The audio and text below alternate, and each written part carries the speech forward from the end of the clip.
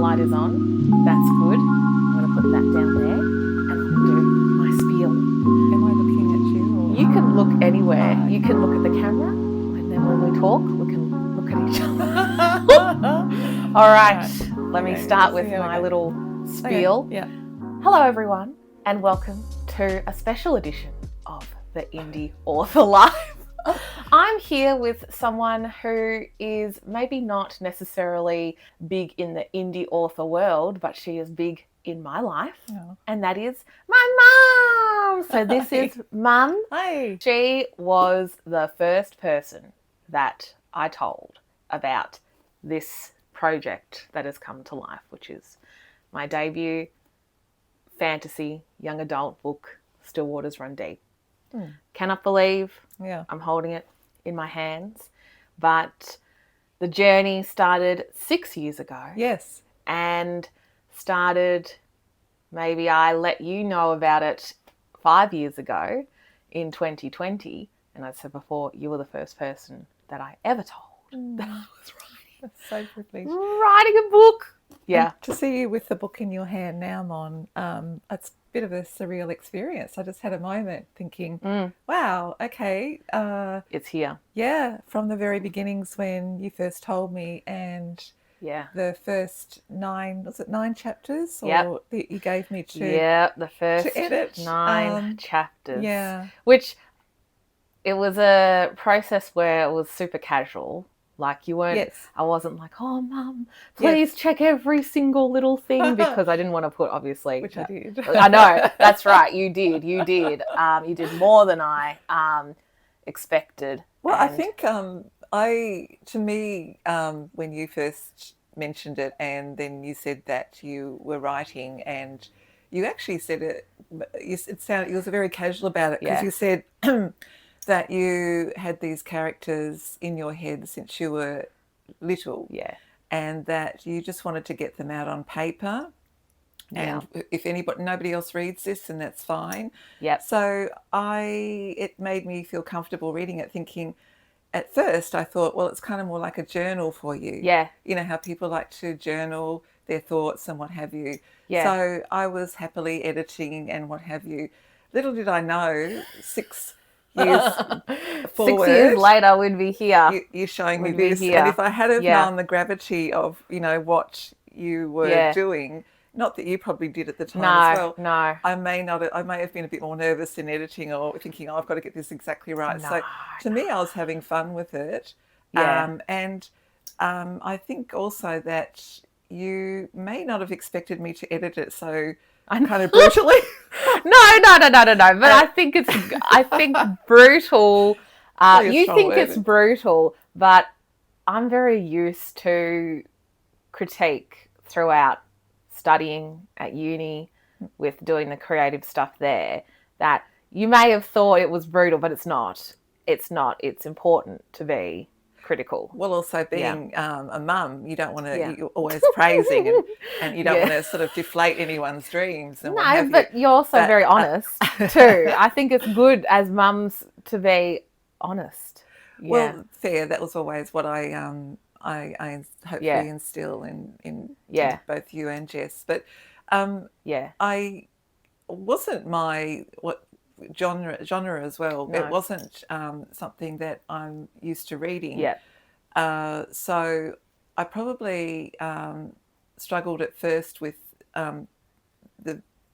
getting into it, but that's me with most books. But you made it so visual, you made it so accessible. There wasn't any sort of like complicated names or what have you, or sort of had to remember generations or anything like that. I think you had a lovely technique from the very beginning of making it real and in a fantasy world.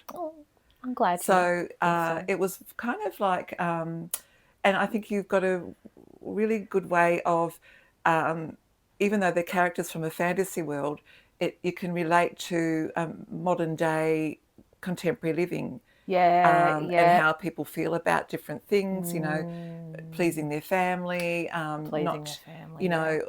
getting involved with people that you probably shouldn't be with, but for some reason you've been forced into it. Yeah. All sorts of things that happen to this in this contemporary world, but Yep. you've written it in the fantasy world, and in some ways a world you can escape into, and probably not realise it probably is a contemporary sort of world. The theme, yeah. But it's sort of it kind of like it follows that journey into a fantasy world we can escape into. Yeah. And but the themes are and relatable. also probably associate with modern day. Yeah, I love that. I think that is exactly what I wanted to touch on, because we all draw experiences from our world and what we know, but writing in a fantasy, creating that in a fantasy world is like a vessel to explore those ideas that are, I don't know, like prevalent and big topics in our modern world. And you could put that in a modern setting, but I always wanted to do something that was fantasy as well. I think it makes it a little bit more interesting and a bit a bit different. And people probably want to escape the modern day to day. You know, they probably don't want to hear about getting into a car and all that sort of stuff, and going and some to work. do, and some people do. Yes, those who it appeals to, this sort of writing. It's very enticing. I got into it quite easily. So Moni, tell me about the characters that you said that you had in your head when you were little. And I don't know when that started. Can you explain when that may have started? I always had characters in my head that probably stemmed from, and I know this is popular that people get into like fan fiction and things like that, which is interesting because I never really got into like writing fan fiction. But fan fiction is when there's an existing story, like say for example Star Wars, and people then write their own characters and stories and stuff in the Star Wars universe. So for example, my first ever like characters that I made in my head were, this is when I was like eight or 9. Well, I was just drawing them because drawing was like the medium to get it out there, were based on like Star Wars characters. So, back in the day, and I used to hang out, with Maggie a lot at primary school, we'd always make up stories in our head about like playing as Jedis and things, and then we'd take on that persona. Then I started drawing that stuff, and you probably remember my little drawings of like the characters with the lightsabers, and like, often with a sword or a lightsaber and all that stuff. And then when I got into gaming and things like that, I generated these ideas about certain stories that I had in my head. But I think sometimes, I think I was always interested in creating new worlds based on even like the literature and movies that I was watching anyway. I always wanted to create something akin to that, but I didn't think I was going to write something. I just wanted to draw what I thought in my head and the stories that I was making. Probably when you were that young, you probably didn't have the word, like the vocabulary or the words in your head, not like you've got when you're older. So it was probably a nice way to start, because it was a good way to start. When you started writing Still Waters Run Deep, you had all these words and life experience which added to probably the gravity of it a bit more. So definitely. Maybe. And I remember though the catalyst for starting to make concrete stories in my head was probably when we'd go on family holidays and go on long car rides, and I'd be listening to my music, and maybe it was a way to entertain myself too, but I would start making up all these stories in my head and then starting to draw them, and then being inspired by cartoons that I was watching, like Avatar: The Last Airbender, which is very similar to the world that I've written for Still Waters Run Deep, because it's an elemental universe where people control the elements and stuff like that. But the original idea I had was actually in like a low fantasy setting where there were certain characters that could control elements, but they lived in like the modern world. So it was a bit different to like the Avatar Last Airbender story, because that's in like a fantasy world. But then, of course, this is, Still Waters Run Deep is set in high fantasy world, so a world completely different to ours. So drawing, because I was always drawing, that became the medium for me to express the characters that I had in my head. And I remember, I think you picked up that I was really interested in drawing because I remember you taking me to like a manga drawing class at like the library. Yeah. And I really enjoyed that. And then also the first ever like drawing book that I got was how to draw. It was like how to draw manga. Yeah. But it was specifically like female characters. Yes. And it was just in our local bookshop in Mount Waverley. It was all there. That was like, like the catalyst to expand my mind. And I remember like my favourite kind of night, like whether it would be a school, usually it would be like a Friday night. I would sit up in my bedroom and have the book there and start drawing and trying to copy. And that was probably when I was like 11, 12, 13. Yeah.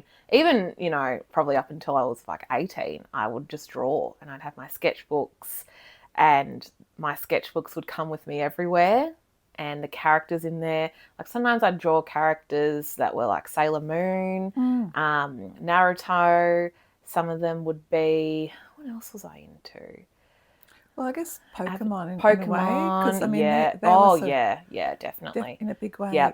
It's almost like it was timing. Yeah, timing, Because these characters, like when I was growing up, apart from Kimber the White Lion, which I still watch too. I now realise is a manga. Yeah. But did not like have an anime. Didn't know that term at all, and so you taught me all that world, and to me it was fascinating as well. So but it just happened to be appearing at the time when you were, whether it had a resurgence. Like, is it the chicken or the egg? Well, where you would have, if it wasn't available in the general public, it would have probably something else. But this is how you went down, and the track you went down. So it sort of suited, and you grabbed onto that. Oh yeah, the stories very were like readily. Epic. But you see that, like I have worked in a kindergarten for many years, and often little ones, and I'm a firm believer that their interests start very, very, very young. Very young. And if you can switch into, as an adult or a parent, that interest and let them run with that, I think they thrive, because that's what they, inside genuinely love. That's the path that they want to take. And it was lovely to see that you and Jess, like, she had a different direction. But Jess is my sister, by the way. Sorry. No, that's right.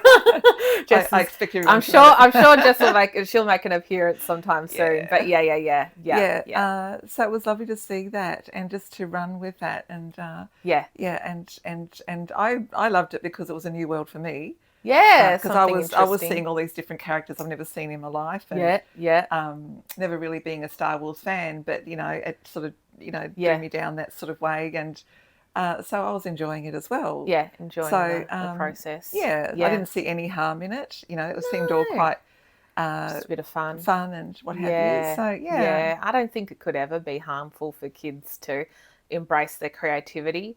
Maybe sometimes some parents maybe don't see the value in it, but I'm glad that you did. Probably won't. Everyone, each to their own. But to me, that was what I sort of observed over the years, and I thought that was it felt right that children, to me, should, if they can, follow their sort of interests with a passion.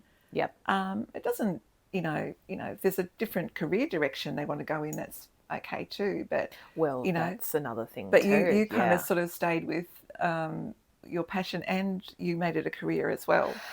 Yes, but it was definitely like I had to really think about what I was going to do, because there was a big part of my mind thinking, I'm going to grow out of this, and I'm going to have to step up and find another like a serious career and all that stuff. So I thought one day I'll just stop drawing and I will, just grow out of it.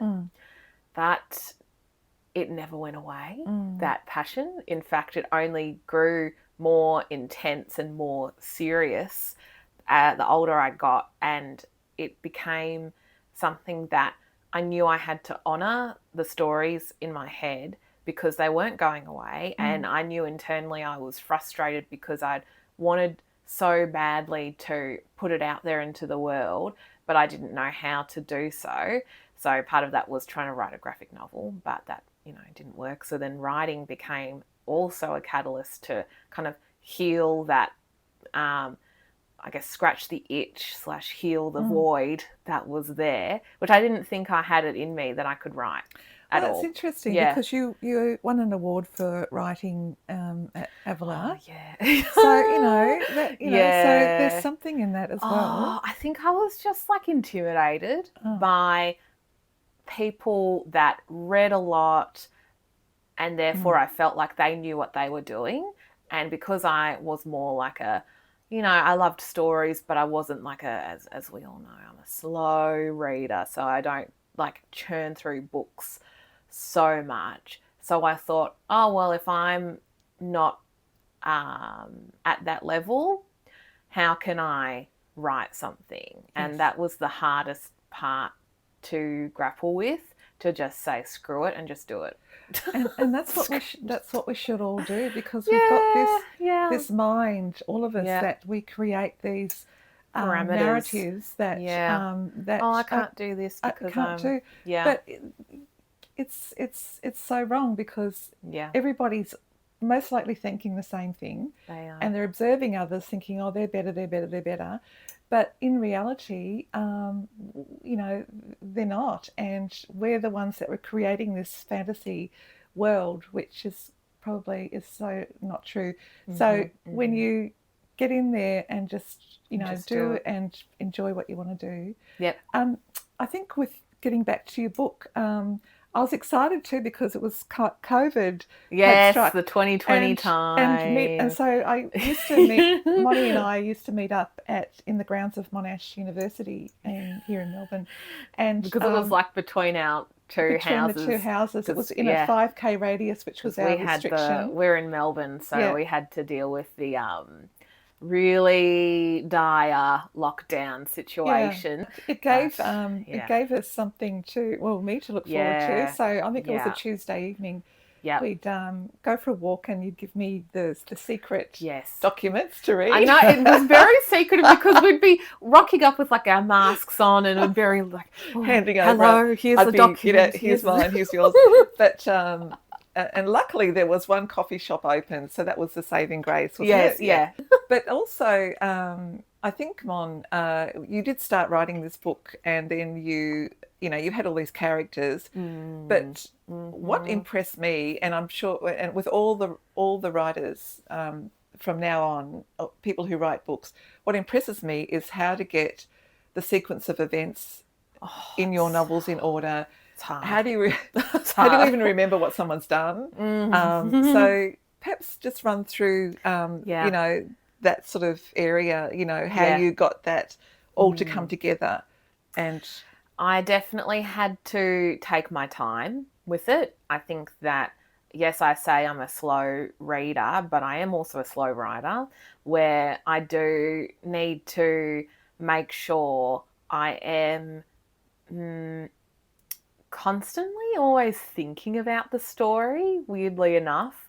And so it's always in my mind, even if I'm not writing it, so that when I do get to write it, I'm just like, oh yeah, because that's what I was thinking of before, and therefore that links into that and all that. However, that won't always be the foolproof saviour of it all. And I can tell you, even when I was working with Laura at Hummingbird Editing, my editor, she still was picking up inconsistencies on certain things, whether it's the timeline or perhaps the special abilities that I've written. Some of the characters have a few inconsistencies that even she picked up, and the editing was done a couple of months ago in this 6-year process. So it's one of those things that is really hard. Some other people might have some other authors might have an easier time with it. Maybe some people, and I did have an idea in my head writing down or putting on sticky notes what each character, what each chapter is about in the sequence and things like that, which maybe I might do so I don't forget. But because I'm constantly thinking about the story in every single waking moment of my day, I can recall it. And even if I'm not thinking about it, what I'll have to do is I'll probably just, do a quick reread of some things past, then get into it. But it's something that I constantly have to keep referring back to the subject matter that I've written before so that I get it right. And then at the very end, read the whole book again, and then there'll be inconsistencies. I think I just, am resolved to the fact that there probably will be inconsistencies, and I just need to pick up on that and get other people to look at it as well. When do you sort of stop looking for that though? When do you think enough is it? I mean, you got to call it. It'll never be, exactly. What makes you? At what point do you think that you would say, okay, this is probably when it gets to the editor? Yeah, where it's even before it gets to the editor. Yeah, I know that having other people look at it, the term for other people reading it is the beta readers. Okay. So I guess you would be considered a beta reader where, you don't rely on other people to pick up on it, but there will be things that you don't see. Anything that you put out there, even at work, with graphic design and stuff, there'll be things that other people see that you don't, and it's so helpful because our minds are usually one track minded anyway. Yeah. For other people to help with that. So to get back to when I stop, it's probably just before the editor, and then once the editor does their pass through, then I can confidently go, all right, I think we're ready to go. We're done. And do you agree that you did get a lot of great reviews for your first little short story about Alara and the Passing. And the reviews were I thought, very very good, very fair. This is Alara and the Passing as well, everyone, in case you can refer to that in your own world. But yeah, that was such a great experience. Exactly. Did you expect those? No. I did not expect it. And when it first started happening, because I didn't even realize how to do this kind of thing, market a book. And so when I started with Alara and the Passing, which was a short story that I wrote after this one, Still Waters Run Deep, by the way. But it's so short that I thought, let's just do it. Let's put it out there. And for people to engage with it at all was unbelievably, it was very impressive. Yeah. So gratifying, and so I'll always be thankful for whoever picked it up and read it. And then we're the same for Still Waters Run Deep. Yeah. Already I'm sitting on a few, 3 ARC reviews, so advanced reader copy reviews for Still Waters Run Deep, and all of them have been so detailed, so well thought out that it just it's surreal. It feels like, oh my God, it's out of my head and now into others. Yes. And just for people to pick up on certain things, I had a reviewer say that it was that particular group of people in this book, Still Waters Run Deep, that were in a cult. And I know that in my head, I'm writing it kind of like a cult. But for someone else to pick up on that as well, yes, I was like, yes, this is amazing, amazing. I was just, blown away with the depth of how people are engaging with a project that just used to live in my mind. I know.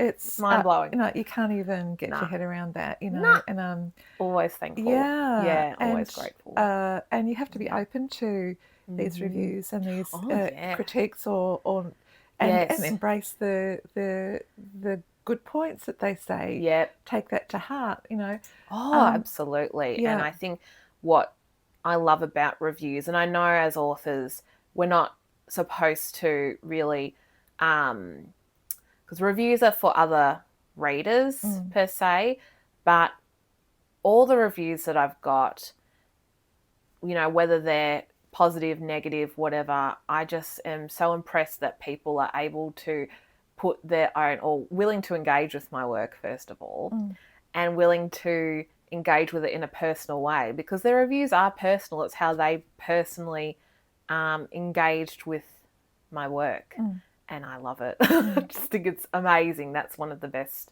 parts of it, is to see how other people perceive your book in whatever capacity that might be. I mean, it's awesome if they really like it, but it's also really interesting for them to pick out things that were like, oh yeah, I'm not sure about this and all that, because it makes, oh, okay, that's interesting. Yeah, so it's awesome. Yeah. I think I love the way you moved into different worlds. I know she was on a journey, but she, you know, moved to different worlds, and like the desert and the, you know, and it was totally different. Asta, right? Yes. Yeah. Asta. No, and I'll pull out a little graphic for people. It was almost refreshing that she went to that area, because, you know, it was quite, it just changed it up a bit. I think that was a clever move in the book. Wonder if we can see. Oh, it might be a bit glossy. Glossy. So that's right. I'll insert a picture of Asta here, who we're talking about, who's the protagonist of Still Waters Run Deep. Yeah, she travels across many worlds. Yes. many worlds, and meets many different people. And it's I don't know if it's popular now, but you drawing the characters of the book, and seeing a visual of the characters, rather than people creating the visual in their own heads. So what made you think? What made you do that? Go both, like with the because you are because I am a drawer. Well, because I like to illustrate. It made sense for me to visualize the characters in the only kind of way I know how to, which was to draw. But Asta kind of had a different appearance before she looked like how she does now. She actually had a little bit more of like a darker sort of look about her. Maybe I can find, actually, sorry, I'm going to cut across the camera here. I have a big book of my illustrations that I've kept from, I don't know whether you've seen this. Okay, to be revealed. To be revealed. I have a big book of like my drawings that I've done throughout the years. This is behind the scenes. This is behind the scenes. Yeah, pretty much, because there was I haven't seen this book. You haven't? No. I know you would have seen some of these characters, that's for sure. Some of these old drawings that I have, which I'll have to review. Sorry for everyone not seeing the one that, okay. Here's a preliminary drawing of Asta, but she had even a different name as well.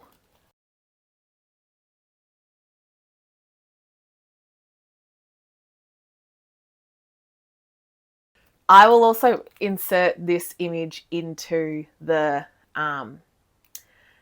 video for people to see it closer. But basically, this was a black and white drawing of Asta looking a little bit more active, I guess. It's a black and white drawing of her. Wow. Okay. And I don't even know whether it was water that she was controlling. I think it was just also some kind of magic thing, and that was done in 2014. So I was probably, how old would I be? 19? Yeah. 19. But I'm trying to find a really I have to say, when you did draw your characters, you gave them, and I remember saying this even when you were little, that you'd show me a picture of a character and I'd say, people can draw and it looks wonderful, but Mom, I felt, gave it a movement and a depth. And I remember saying that to you. You give it a character. You gave certainly tried drawing a character. Like a backstory kind of thing. Yeah, you can actually see, movement. You could see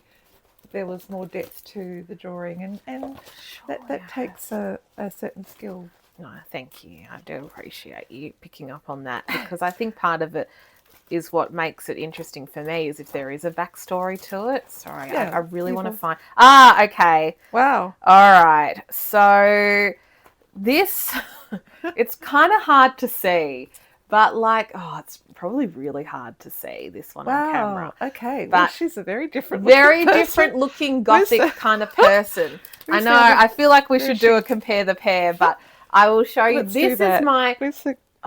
Wherever this other picture of Asta is here. Maybe I have one in my. Here we go. Actually, I think that's okay. Let's have a look. If you want to hold that one. Yeah. So she's kind of a bit like zombified, a bit of a zombie. That was probably the thing of the day. That was 2010. 2010. And so I would have been like 15 when I drew this one. Zombie, what do you call it? Like undead. What's it? Christmas? What is it called? Nightmare Before. Yes. Before Christmas. Nightmare Before Christmas. I love Sally from Nightmare Before Christmas. So there we go. So one day, I mean, I'll probably have to zoom in on all this stuff, but yeah, there's a bit of a change between her aesthetic and the vibe there. I think that I definitely, when people go ahead and read Still Waters Run Deep, there will be elements of the undead, and I won't say too much more. And so maybe that's where I was already thinking of the story from back in there, and maybe I was thinking that Asta would take on some of that, but just read the book and you'll read more about it. But the original concept, she was a lot darker and maybe even a bit more regal looking as well, because in this image, in this drawing I did, she's which was done with watercolor paint. She is wearing like a gown, but Asta in Still Waters Run Deep is not from royalty or anything like that. She's kind of just a commoner, I guess. So yeah, that was pretty much the original idea that I had for Asta, the character that is now known today as Asta. So maybe that's a whole new book. Honestly, it could be. And otherwise, I don't know. I mean, this was kind of another Asta-esque kind of drawing. But again, like, it's still, like, she's got that green skin. And I think it's interesting because the character Gatira now has, like, that kind of bluey skin tone, which is indicative of her state. And so this was another concept that I did of the character now known as Asta. And that was 2011. So anyway. So with the names too. Yeah. So, this I've never heard of. Asta or... No. I think I didn't give them names like until... I think I had names in my head, but I wasn't necessarily like sold on them as well until I started writing, and it's like, I actually now have to give them a name. Yeah. Because even also another thing too is that the characters don't have last names in my book, which I had a discussion with Laura, my editor, and I think it was Simone S.K. May at the Indie Author Networking Group event that I went to, and I asked them, does it matter if they don't have last names? And it didn't matter too much, so I'm just going to leave it like that. Just going to leave it because I could only get so far as first names, and names are kind of hard. Yeah, it's kind of hard.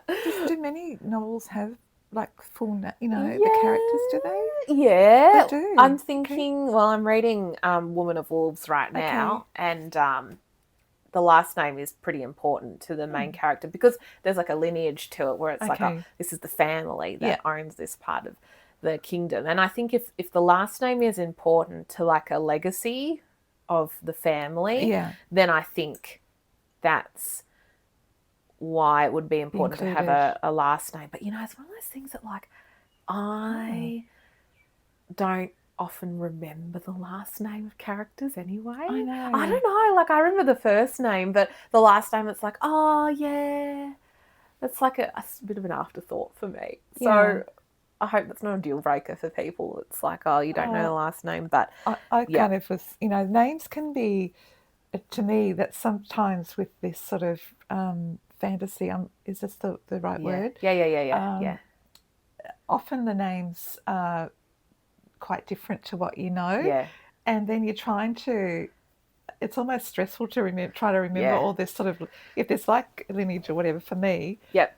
So as I said before, I was kind of relieved that it was pretty straightforward. It was pretty straightforward, Yeah. but you know, it's each to their own sort of thing. So actually, I think so I don't think I'd get too hung up about that. It's just one of those things that you think about and you're like, oh.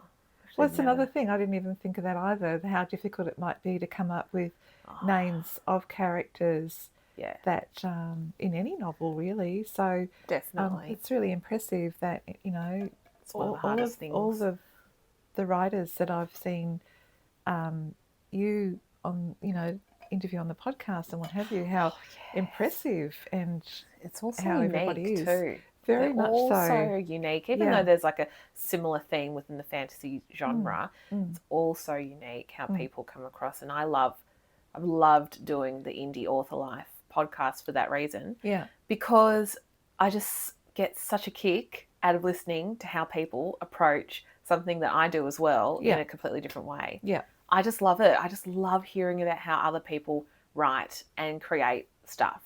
I feel now writing is slightly less restrictive to what you can say and what you can portray than when I was growing up. I mean, a lot of things were hinted about, you know, saying, you know, same-sex, you know, relationships and things like that. But it was never as, can I say, out there? Yeah, or, like overt. It's more pronounced now. It's freer. People seem freer to write that way, and it's really, really lovely to see that. And I think writing is important for younger generations to get a feel of the world as well.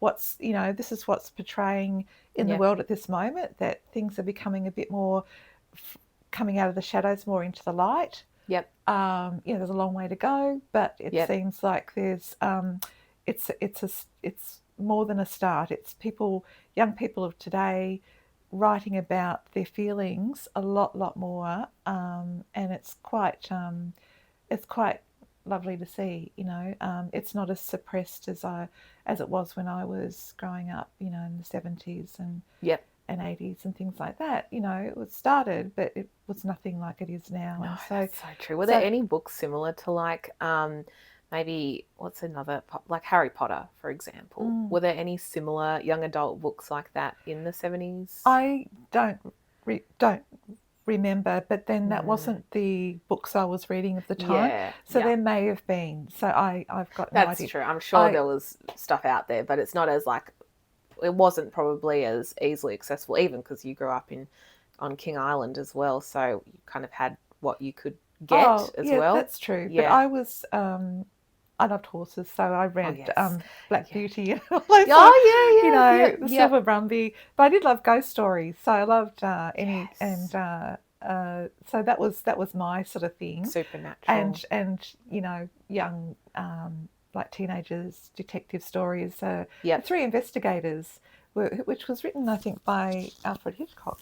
Really? And they were great stories. So that was my thing. But there may have been out there, but I think, you know, perhaps the beginning of maybe Harry Potter, it may have started that sort of world of, I don't know, there may have been others before that. True. But it was definitely a world of different characters, and I think it got a lot of people reading. You know, there certainly was a lot of science fiction out there when I was, you know, with Star Wars and then Doctor Who, all those sort of things. Doctor Who. But that was a different world, but in a science fiction sort of way. And look, there was lots of stories about knights and King Arthur and all that sort of stuff. So, you know, in that way, that's kind of a similar sort of world, I guess, you know, with the fantasy sort of world. Was that something Avalon, the Mists of Avalon or something like that? That was which is still a very popular concept today, because we just read Found. That one where I showed you by Gabby Skeldon, I think. You know, the one about the Merlin The Heir of Merlin. Yes. Yeah, which I really liked. Yes, That's an I indie did author too. as well. Yeah, So yeah. shout out to Gabby Yes, Skeldon as yes, well. I read it. I loved it for the cover as well. Yes. But yeah, so That's it's really another popular. thing. The covers are incredible. Yeah, the covers. Yeah, And I was it's in important. Gimmicks in the city in Melbourne the other day, and the fantasy section and the covers. You just to walk through there and look at the covers was really, it's the best. really It's nice. the best. Yeah, I love looking at well covers. done. Yeah, I know, to all the authors out there that Yeah, are doing it. yeah. Should I ask you some questions? I have one question here, which is, what did you immediately think when I told you I was writing a book? I just, I don't think I was all that shocked. Surprising. Because I thought you were always in that world, and the fact Yeah. that you did say to me, I think when you, that I'm just going back to the fact that you said that you're writing a book, you're almost sort of shy about it. I was very shy. Yeah. I was so like nervous. Yeah, it's about doing it. because of why do you think? I just think I felt like I was inadequate to do it. Truly, Yeah, I felt that I was not, and I've learned not to think like that. But I was like, oh, I just don't like. Yeah, I did an arts degree, and in uni, high school, we all have to do English, but I didn't do literature. And so I thought, it doesn't. Yeah, I know, right? I know, but it was all these like preconceived notions. Yes. So I just thought I was. How could I do it if I don't live and breathe literature, sort of thing? So I just felt that I was inadequate to do it. But I had to do the mental work to convince myself. And it's funny because I would never say to anyone what I said to myself. I would always encourage someone to write. I would always encourage, but we are our own worst critic. And I would always encourage someone else to write. But how come I couldn't give myself the permission to do it? Probably because I treated it so seriously, and so you didn't want anyone probably to say, "Oh, you can't." Yes, I didn't want anyone else to poo-poo me. Sometimes that's all it takes, isn't it? That you have these dreams, and then all it takes is one person to say who's got no really authority, for their I think it's worse if people give an opinion without you asking. But even if you do ask, that's very hard for somebody. Yeah. And I think that that can be a catalyst for whether you do it or not. Yes. From someone else's opinion. Yeah. And it's not right, No. But I get it because I've also lived that life too, where you you take on board what other people think, and then now that I'm a lot older, I don't take that on board as much. But gee, it's like a learning thing. It is. So I could have said, but I think I come from a background of we were all given kind of free range in our dreams. I think we weren't criticised in the way we wanted to go and discover life. So I think that was my background, and anyone who wants to give something a go is well worth it. And I think we showcase people who have degrees in certain areas or think they're experts. Yeah. And that's fine, and that's well done to them and amazing. Yeah. But there's the people I feel that probably are the happiest in their own world and in their life are those people that quietly do things and have an innate experience, an innate love of doing something, and they're able to bring it out without listening to the critique of others. Yep. And I feel that you kind of did that, but I knew you were nervous because you did say to me, I'm thinking of writing a book. It's all these characters that I've had in my head that I need to get on paper. So you were justifying it to me. Yeah. And that's more than fine. And it made sense. And I thought, yes, I thought it was a nice way to explore wherever it took you. Explore your writing skills. Maybe because it was so big, it was like a momentous part in my life that I just almost didn't want anything to kind of disrupt it by having people shut down, which is funny because, you know, every single person that I told never shut me down, never said anything like, oh, that's stupid, that's kind of, you know, all that stuff. It's just been the opposite, you know, especially yourself. And shout out to some other critical people in my life, like Ryan, my husband, who was like, oh, yeah, do it, you know. He would never tell me not to do things and all that stuff. And he's not necessarily like a super big reader or anything like that.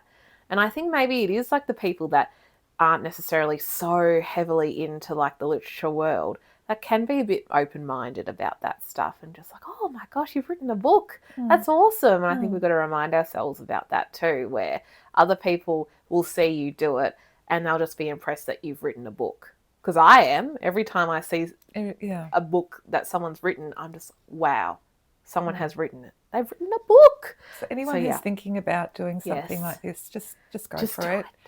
Because, you know, it'll open up a whole new world for it. Like I've seen that happen to Mon. Yes, that's it. And it's changed my life. Yeah. It's made me a happier person overall. Yeah. Not like I was ever truly like unhappy in the way that, I think I was only really unhappy when I wasn't honouring my drawings and my creativity. And when I started to open up that kind of stuff again by drawing and doing all that, you know, it just clicks. And then writing, bringing it to life was like the next big click. Yeah. So, and also I think you've met like-minded people, which is huge.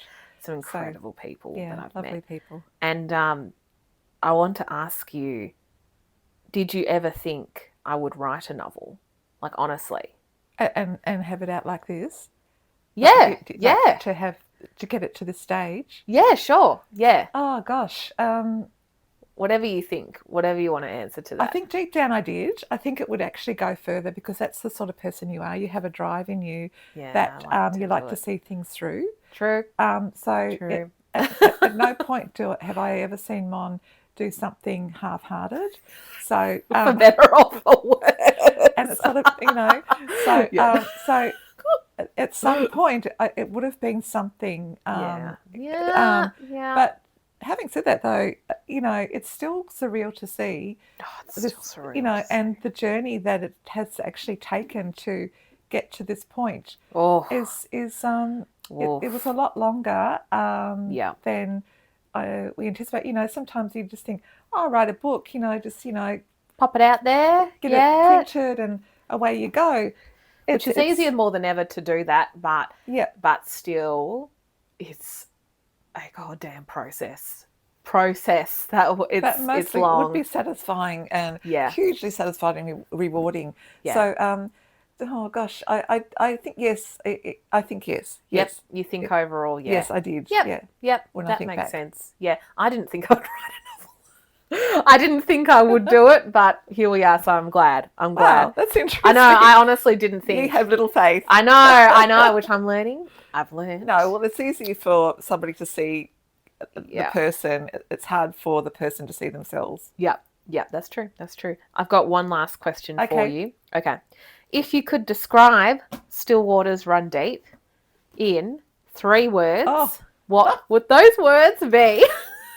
I can't describe anything in 3 words. Look, any words that pop into your head. Oh, gosh. Any. Well, I'm thinking a wild ride. A wild ride. That's 3 words. A wild ride. Okay, here we go. That'll do. But any sort of other buzzwords I will give as a, what do you call it? Bonus. Any sort of like vibes. Human strength. Yep. Human strength. Yep. I can't do 3 words, Mon. Any word, like anything that you associate with the book. So human strength is one of them. What about like the scenery? Oh, visualization is beautiful. Beautiful visualization, the power of human strength, the ability to keep going. Yeah, endurance. Endurance. Stuff. Yeah. Endurance, strength, and Beautiful. Oh, here we go. I love it. That's amazing. No, I love it. And I was going to ask you, wait, did you have any more questions that you wanted to ask? I don't think so. I think we're pretty. What did you think of? I've got one question that this is what Paola, shout out to my beautiful friend Paola, who also was such a big motivator for me to write this book. She was like, you know what you should ask Mum? Oh. You should ask Mum what she thought of the romance. Yeah. as a mum read. Yeah. Okay. When it started, I knew there was going to be a romance. I could see that coming. Yeah. In my heart, I thought, please don't be too explicit. Don't go too explicit, because I could never do that. I could never. That was I was thinking, every chapter I go, please don't let this be the chapter that I see more than enough what I want to. So yes, that made me slightly nervous to be fair. And it made me nervous, even though I will say it is a book that has. So there's a term in the literary world called spice, how much a book is spicy. And I knew my book had no spice. I knew. But still, there's like a part where you're like, oh, but there's characters that, are forming a relationship together, and now Mum wants to read it. Yeah. But it really wasn't probably as intense. No, because he would have told me, "Oh, I can't read it." No. It was fine. And I don't think I would ever give you a book that had anything. if there is, just tell me to miss a particular chapter or something. I'm happy with that, because it's different when you know the person and she's your daughter or that's a bit different. It is a bit different. Yes, I think you'd have to probably just say skip that section if you had to. So in a nutshell, I was quite nervous and about turning the pages, and hopefully it was just quite mild mannered, and it was lovely, so it's still very, very sweet and very nice. So it's definitely a fade to black moment, which is the term, because it's young adult, and I just don't necessarily. It's not necessary. I think a lot of I think in young adult, I think that's my perspective. I'm not sure, but also I would feel more comfortable not writing about that stuff with characters, in the book also that I just didn't. I don't know, didn't feel the need to write that. But so the romance itself in general, I think, is more heavy on like the sweet part of it rather than anything mature. Yeah. Which is different, because some people, I've read books where it's definitely, and it's all in the genre of new adult. So there's some, adult content in those, which is still very popular, but for young adult, Mum, you are lucky. But even still, I like writing in young adult anyway, because I feel that I had the most some of my most creative moments were when I was 16, 17, 18, living in a world where I just really enjoyed that time of my life for being able to be creative in a way that didn't feel like there was so much pressure from like the outside world to, I don't know, like at uni or, even working now as an adult. Don't get me wrong, there were still other stresses in my life, but when I was that age, I think I was more, in my own fantasy world, thinking like just happy drawing my characters and writing story. Oh, sorry, I wasn't writing then. I was definitely just drawing characters and living in my own little bubble then. But so that's why that bubble has got there. So that's why I do like writing in young adult, because I think that time of your life when you are that age, it's still like, I don't know, I think it's really pivotal. And I think it's a special time where you're kind of approaching the next big chapter of your life, and some big moments do happen. I feel like internally you've got to go through a lot of different things. So that's probably why I wanted to write someone who was 17 as the protagonist in here. So, yeah. Oh, well. Beautifully done. Beautifully done. Well, I think that should conclude our chat today on the Still Waters Run Deep in-depth interview with my mum, who again was the first person who ever read it other than myself. So thank you so much. Oh, pleasure, Mum. Thank you for asking. Part of the journey with me. Anyway, we did it. We did it. We had a good I always think that because we always chat about random things anyway. We're both yappers, as the term is. That's where I get it from. Right. But yeah, that's it. Thank you so much for watching or listening, everyone. Still Waters Run Deep comes out 24th of April 2025. It's very exciting. Yes. It's coming out. Yeah. And also, Alara and the Passing is available on Amazon, on my Etsy store, also in some select bookshops as well. So if you want to read that as well before you get on to Still Waters Run Deep, go for it, but you don't have to.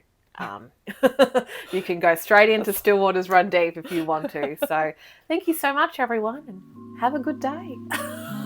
That's it. We did it. Yay! Ooh, thank you, Ma. That was amazing. I very much enjoyed that. I hope you did too. Yeah, I did.